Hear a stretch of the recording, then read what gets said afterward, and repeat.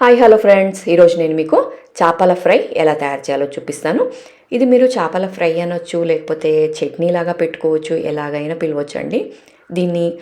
అంటే ఇది చట్నీ లేకపోతే నేను ఫ్రై అని ఎందుకు అంటున్నానంటే, ఇది ఎన్ని రోజులైనా నిల్వ ఉంటుందండి. అంటే మీకు 2 మంత్స్ కానీ 3 మంత్స్ కానీ ఈవెన్ 6 మంత్స్ అయినా సరే ఇది నిల్వ ఉంటుంది. చాలా చాలా టేస్టీగా ఉంటుంది. సో డెఫినెట్గా ట్రై చేయండి ఈ చేపల ఫ్రైని. సో చూసారు కదా, ఇక్కడ నేను ఒక 3 కేజీస్ చేపలు తీసుకున్నాను. ఇవి కొర్రమీను చేపలు. ఇవి ఒక 3 కేజీస్ తీసుకొని యాజ్ ఇట్ ఈస్గా ఎలా అయితే మనం మార్కెట్ నుంచి తెచ్చుకుంటామో అలాగే తీసుకొని ఫస్ట్ దీన్ని నీట్గా శుభ్రం చేసుకోవాలి కదా. సో వాటి కోసం ఫస్ట్ ఇక్కడ నేను ఒక 2 నిమ్మకాయలు పిండుకుంటున్నాను. కంప్లీట్గా పెద్ద సైజు చూసారు కదా, ఈ సైజు నిమ్మకాయలు ఒక 2 పిండుకోండి. కంప్లీట్గా నిమ్మకాయ అంతా పిండేసుకొని ఉప్పు కూడా వేసుకొని కంప్లీట్గా మూసి పెట్టుకొని ఒక హాఫ్ అన్ అవర్ లేదా 1 అవర్ మ్యారినేట్ పెట్టుకోండి. ఎందుకంటే మనము ఫస్ట్ ఆఫ్ ఆల్ చేపలు ఎంత క్లీన్గా ఉంటే మన ఫ్రై కానీ కర్రీ కానీ ఏదైనా టేస్ట్ చాలా బాగా వస్తుంది. అందుకని ఫస్ట్ మనం క్లీనింగ్ చేసుకోవాలి. అందుకని నేను మీకు ఫస్ట్ స్టార్టింగ్ నుంచి చూపిస్తున్నాను. మనం చేపలు కానీ ఏదైనా క్లీన్గా ఉంటే మనం చేసే కర్రీ కానీ లేకపోతే పచ్చడి కానీ ఏదైనా నిల్వ ఉంటుంది. దాంట్లో ఏమాత్రం కొంచెము నీసు వాసన వచ్చినా లేకపోతే తడి ఉన్నా మనకు ఆ చట్నీ చెడిపోవడం కానీ లేకపోతే టేస్ట్ ఉండకపోవడం కానీ జరుగుతుంది. కాబట్టి ఇలా నీట్గా ఫస్ట్ వాష్ చేసుకోవాలి. చూసారు కదా, నేను ఉప్పు వేసి దగ్గర దగ్గర ఒక 1 అవర్ దగ్గర ఉంచాను. సో చూసారు కదా, అక్కడ మూత తీసేసి మనకి ఇలా రఫ్గా అయిపోతుంది మన ఫిష్ అనేది. నిమ్మకాయ పిండాం కదా, ఉప్పు వేసాం కదా, అందుకని అలా రఫ్గా అయిపోతుంది ముక్క అనేది. సో చూసారు కదా, ఇప్పుడు నీళ్లు పోసేసి ఒక 2-3 టైమ్స్ నీట్గా వాష్ చేసుకోండి. ఇంకా అసలు నిమ్మకాయ పిండినందుకు మనకు అసలు ఏమాత్రం మురికి ఉంటుందండి ఇంకా చేపలో.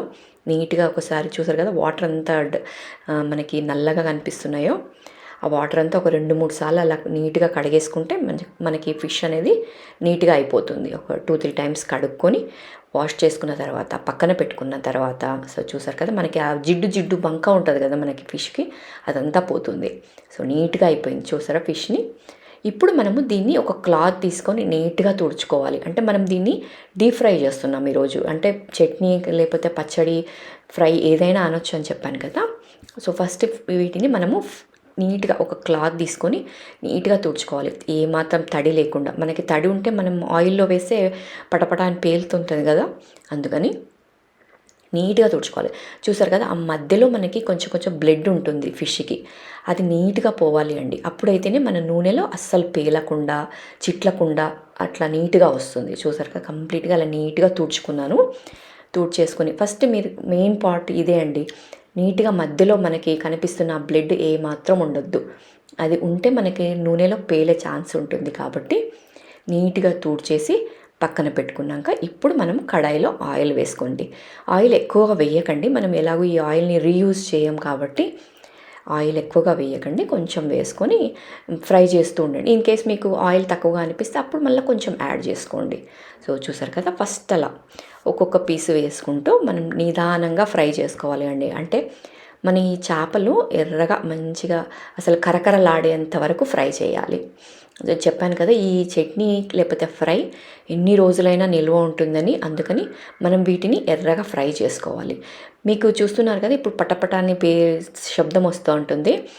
అలా అవుతున్నప్పుడు మీరు మూత పెట్టుకోండి. చూసారు కదా, ఇలా మూత పెట్టుకుంటే మనకి ఎక్కువగా బయటికి చిట్లడం కానీ మనకి ముఖం మీద పడకుండా ఉండడం కానీ మనం చేసుకోవచ్చు. అలా మూత పెట్టుకొని అలా చిటపట అంతా అయిపోయేంత వరకు మూత పెట్టుకొని మళ్ళీ తీసేసి మళ్ళీ మీకు ముక్కలు వేసుకొని అలా ముక్కలన్నీ ఫ్రై చేసుకొని పక్కన పెట్టుకోండి. సో చూసారు కదా, ఇది చాలా ఇంపార్టెంట్ అండి. చాలా కేర్ఫుల్గా మనం ఫ్రై చేసుకోవాలి. మీకు అలా చిటపట అంటూ ఉంటే మూత పెట్టుకోండి, ఇంకా ఏం ప్రాబ్లం ఏమి ఉండదు. సో చూసారు కదా, అలా ముక్కలన్నీ వేసిన ఎంబడే మాత్రం అస్సలు కలపకండి.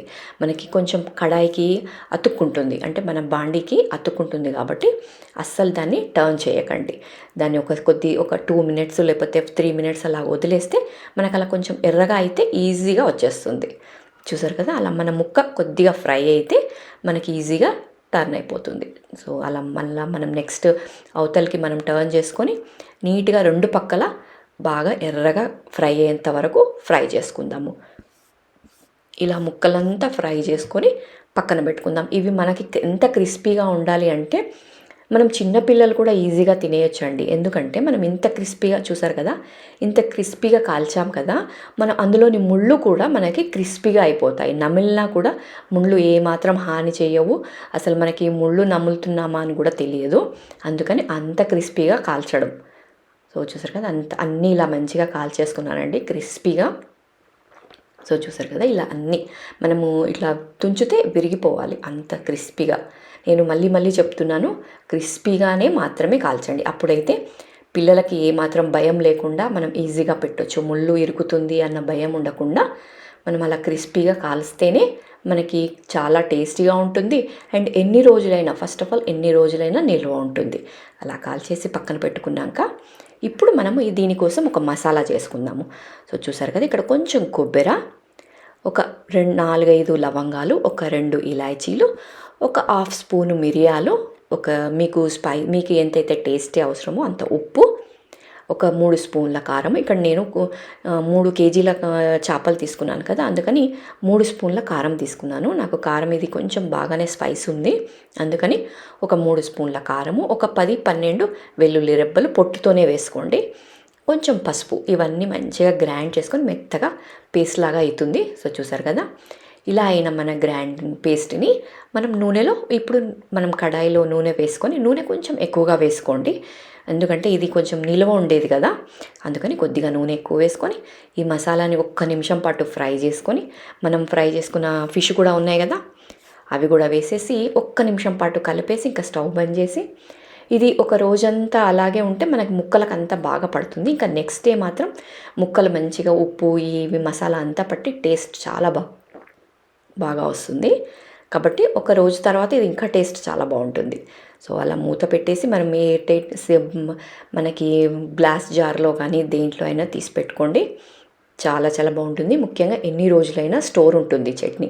ముఖ్యంగా మీ పిల్లలు ఎప్పుడైనా హాస్టల్లో ఉన్నా, లేకపోతే బయట ఎక్కడ ఉన్నా ఈ పచ్చడి లేకపోతే ఈ ఫ్రై పెట్టండి, ఎన్ని రోజులైనా ఉంటుంది హ్యాపీగా. ఇంటి ఫుడ్ మిస్ అయ్యారన్న ఫీలింగ్ అస్సలు ఉండదు. సో డెఫినెట్గా ట్రై చేయండి ఈ చేపల ఫ్రై. అండ్ తయారు చేసుకున్న తర్వాత మీకు ఎలా ఉంది టేస్ట్ అనేది మాత్రం నాకు తప్పకుండా కమెంట్లో మాత్రం చెప్పడం అస్సలు మర్చిపోవద్దు.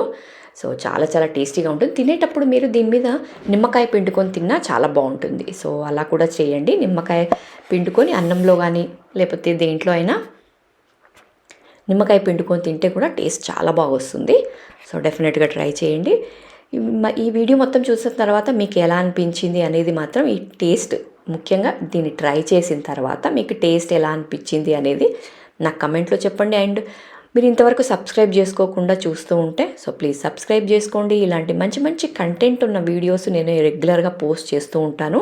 సో ముఖ్యంగా రెస్టారెంట్స్లో చేసే రెసిపీస్, మీకు రెస్టారెంట్ స్టైల్లో రెస్టారెంట్స్ రెసిపీస్ కాకుండా as it is same to same రెస్టారెంట్స్లో ఎలా చేస్తారో అవే రెసిపీస్ నేను రెగ్యులర్గా పోస్ట్ చేస్తూ ఉంటాను. కాబట్టి సో తప్పకుండా సబ్స్క్రైబ్ చేసుకోండి, లైక్ చేయండి.